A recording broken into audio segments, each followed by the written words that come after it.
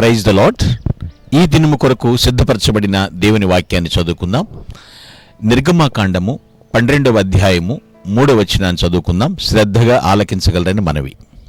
మీరు ఇశ్రాయేలీయుల సర్వ సమాజముతో ఈ నెల దశమి నాడు వారు తమ తమ కుటుంబముల లెక్క చొప్పున ఒక్కొక్కడు గొర్రెపిల్లనైనను మేకపిల్లనైనను అనగా ప్రతి ఇంటికిని ఒక గొర్రెపిల్లనైనను ఒక మేకపిల్లనైనను తీసుకొనవలెను. ప్రభునందు పిల్లరా, ముందుగా మీకు హృదయపూర్వక వందనములు తెలియచేస్తూ ఉన్నాను. ఇజ్రాయేలీయులకి చెప్పమని దేవుడు మోషేకి ఆదేశాలు ఇస్తున్నాడు. ఆ ఇచ్చిన ఆదేశాలని మనం ఇక్కడ చదువుకుంటున్నాం. ఇజ్రాయేలీయులు మరణదూత నుండి తప్పించబడాలి అంటే, చావు రెడీగా ఉంది, మరణదూత నుండి తప్పించబడాలంటే ఎటువంటి లోపము లేనటువంటి గొర్రె పిల్లలను చంపి దాని రక్తమును ఇంటి ద్వారబంధములపై రాయాలి అనేటువంటి ఇక్కడ సూచన, ఉపదేశం దేవుని నుండి వచ్చింది. మోషే ఇజ్రాయేలుకి చెప్తున్నాడు, మరణదూత నుండి తప్పించబడాలి. ఏమండి, మరణం ఎప్పుడు ఎవరికి వస్తుంది ఎవరికి తెలుసు? ఎవరు ఊహించగలరు? అయితే దాని నుండి తప్పించుకునే మార్గం ఉంది. అది ఇక్కడ తెలియచేస్తున్నాడు. నిర్దోషమైనటువంటి గొర్రె పిల్లను చంపి దాని రక్తమును ఇంటి ద్వారబంధములపై రాయాలి అని చెప్తున్నాడు. ఇక్కడ ఇజ్రాయేలుకి ఏం పాఠం నేర్పిస్తున్నాడు దేవుడు? గొర్రె పిల్లను చంపటం ద్వారా, అంటే ఒక అమాయక రక్తమును చిందించారు. రక్తము చిందించుట అంటే వారి పాపమునకు గొర్రెపిల్ల ప్రత్యామ్నాయంగా ఇవ్వబడింది, సబ్స్టిట్యూట్ అంటారు. వాళ్ళకి అర్థమైన విషయం ఏంటంటే, ఆ రోజు నుంచి హెబ్రీయులు మరణము నుండి తప్పించబడాలి అంటే ఖచ్చితంగా వారి స్థానంలో ఒక అమాయక జీవి బలవ్వాలని అనేది అర్థం చేసుకున్నారు వాళ్ళు.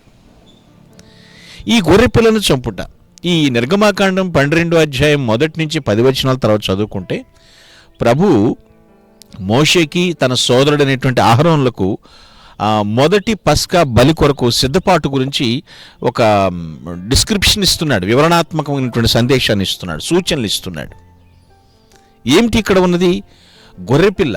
అదే పౌలు కూడా చెప్తాడు కొరింథీ పత్రికలో, గొర్రెపిల్ల ప్రభు అయినటువంటి యేసుక్రీస్తుకు సాదృశ్యం, వధింపబడిన పస్కా పశువు అని మాట్లాడతాడు కొరింథీ పత్రికలో పౌలు కూడా.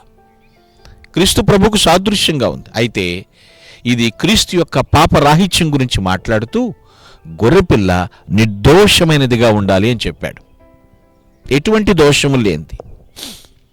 ఏడాది మగపిల్ల అని కూడా అంటే ఏంటి అర్థం? ప్రభు యొక్క యవ్వన దశ, ఏడాది మగపిల్ల. ఇక మనం పరిశీలన చేస్తే పిల్లరా, నెల 14వ దినమున అని రాశాడు ఇక్కడ. నెల 14వ దినమున ఉంచబడుట అంటే ఏమిటి? నజరేతులో యేసుక్రీస్తు ప్రభువారు 30 సంవత్సరముల వ్యక్తిగత జీవితం, ఆ తర్వాత 3 సంవత్సరముల పైచిలుకు బహిరంగ పరిచర్య సమయంలో ఆయన దేవుని చేతను, తర్వాత మానవుల పూర్తి పరిశీలన ద్వారా కూడా ఆయన పరీక్షించబడటం అన్నమాట. దీనికి సూచనగా మనం చూసుకోవచ్చు. యేసుక్రీస్తు ప్రభువారు దుష్టుల చేతిలో పట్టబడి చంపబడినట్లుగా గొర్రెపిల్ల ఇజ్రాయేలు సమాజము చేత చంపబడింది. సాదృశ్యాలు మీరు గ్రహించండి. ఎందుకు పస్కా బలి పశువుగా ఆయన చంపబడ్డాడు? సంధ్యా సమయములో గొర్రెపిల్ల వధించబడటం. యేసుక్రీస్తు ప్రభువారు ఆ మధ్యాహ్న కాల సమయం నుండి సాయంకాల గడియల్లో ఆయన వధించబడటం, సులువు మీద బలి అవ్వడం పిల్లలు 9వ ఘడియ అంటారు దాన్ని. ఆ ఘడియలో ఆయన చంపబడటం పిల్లలు అంటే విశ్వాసము ద్వారా స్వీకరించబడినటువంటి క్రీస్తు రక్తం ఉంది. అది పాపము నుండి, స్వార్థము నుండి, మరణము నుండి, సాతాను నుండి కూడా మనల్ని రక్షించినట్లే. మన కొరకు ప్రత్యామ్నాయం, సబ్స్టిట్యూట్, మనకు బదులుగా, మనకు మారుగా మన స్థానం ఆయన తీసుకున్నాడు. ఆయన పాపి కాడు, మన కొరకు పాపిగా చేయబడ్డాడు. వాళ్ళ సూచనలు మనం అర్థం చేసుకోవాలి. అంటే మరణదూత నుండి రక్షించబడటానికి ద్వారబంధాలకు గొర్రెపిల్ల యొక్క రక్తం వాళ్ళు తప్పనిసరిగా రాయాలి. మన పాపములకు ప్రాయశ్చిత్తముగా క్రీస్తు ఏమిటంటే దేవుని ఉగ్రత నుండి, అంటే దేవుని కోపాగ్ని భరించటం కొరకు ఆ క్రీస్తు యొక్క ఆ గొర్రెపిల్ల యొక్క మాంసము అగ్నితో కాల్చవలను అనేటువంటి మాట. మండు టెండలో ఆయన శిలువపై వ్రేలాడటం. గ్రహించండి పిల్లరా, ఈ సంగతులన్నీ సత్యాలు. ఈ సూచనలు కూడా మోషేకి ఇంకా పూర్తిగా అప్పటికి బయలుపరచబడలేదు.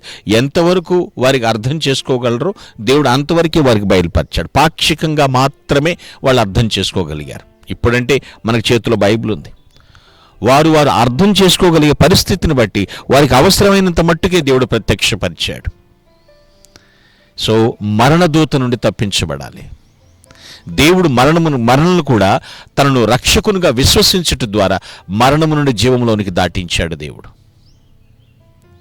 ఈ యొక్క సూచనను మనం గ్రహించినప్పుడు పిల్లరా, ఆయన ఏ విధంగా మన కొరకు బలి అయిపోయినాడో గ్రహిస్తే ఖచ్చితంగా హృదయపూర్వకంగా ఆయన స్తుతిస్తాం. అటువంటి విశ్వాస జీవితమును జీవిస్తూ ప్రభుని ఘనపరచుతుము గాక. Amen. Please all close your eyes. I will pray for you. It's my heavenly father, our sovereign God. దేవా, నీకు వందనములు తండ్రి.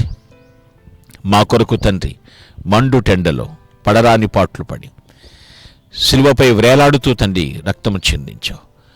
ఆ రోజు ఇశ్రాయేలులో మరణదూతను నుండి కాపాడబట్టానికి ద్వారబంధములపై నిర్దోషమైన గొర్రెపిల్ల రక్తం, మా కొరకు నువ్వు రక్తం చిందించావు దేవా.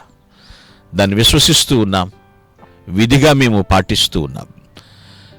సంపూర్ణముగా మీకు నమ్మకస్తులుగా జీవిస్తామని తీర్మానిస్తూ ప్రభుని క్రీస్తు నామమున ప్రార్థించి స్తుతిస్తున్నాను పరమ తండ్రి. ఆమేన్. Glory to God. Thank you one and all. May God bless you.